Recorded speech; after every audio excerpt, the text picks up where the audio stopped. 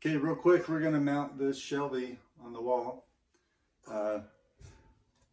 First thing, get a stud finder. We want to mark where the middle of the stud is. These are 60 inches apart. And then put the Shelvie on the wall. This has got a level on the top. So put these holes between the studs.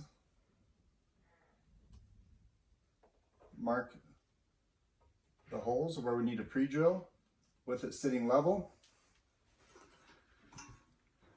Use an 1/8 inch drill bit, and you'll know that you'll hit the stud, you'll feel it.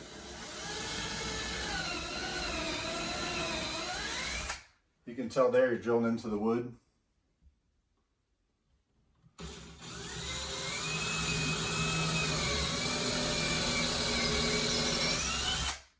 Definitely hit a stud, needs to be in a stud.